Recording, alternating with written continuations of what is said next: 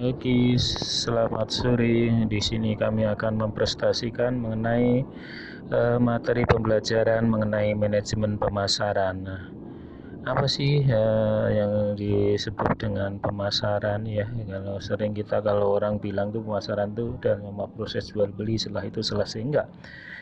Biasanya kalau pemasaran di sini dikemukakan mengenai mendefinisikan pemasaran itu dan bagaimana membuat kerangka pemasaran dan langkah proses pemasaran. Jadi proses pemasaran itu tidak hanya dalam proses menjual dan membeli, jadi banyak cara-cara atau langkah-langkah yang mesti harus dijelaskan dalam proses pemasaran.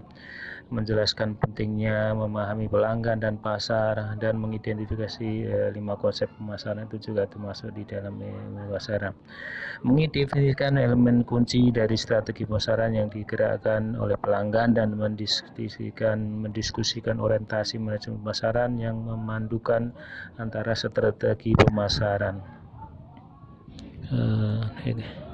Di sini dikemukakan mengenai pemasaran itu sendiri pemasaran adalah proses. Jadi dalam pemasaran itu melalui langkah atau proses-proses yang harus ditempuh, di mana perusahaan harus bisa menciptakan nilai bagi pelanggan. Nilai pelanggan adalah di mana pelanggan merasa puas, jadi ada nilai lebihnya dari apa yang dia dapatkan, dan bisa membangun hubungan pelanggan yang kuat dan untuk menangkap kembali nilai dari pelanggan. Jadi dalam proses pelanggan kita harus ada langkah-langkah juga ya, bagaimana prosesnya dalam pemasaran itu sendiri.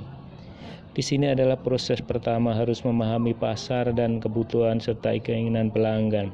Ya, kalau kita mau memasarkan suatu produk atau barang, apa sih want atau need-nya pemasaran itu sendiri ya. Kalau kita bicara mengenai kebutuhan, jangan sampai kita menjual ke produk tetapi tidak dibutuhkan oleh pasar atau pelanggan. Jadi kita harus need-nya harus diutamakan. Berikutnya, pemasaran merancang strategi pemasaran yang tergerakkan oleh pelanggan dengan tujuan mendapatkan, mempertahankan, dan menumbuhkan pelanggan sasaran. Dalam langkah ketiga adalah pemasar membangun program pemasaran yang benar-benar memberikan nilai unggul terhadap barang yang dipasarkan.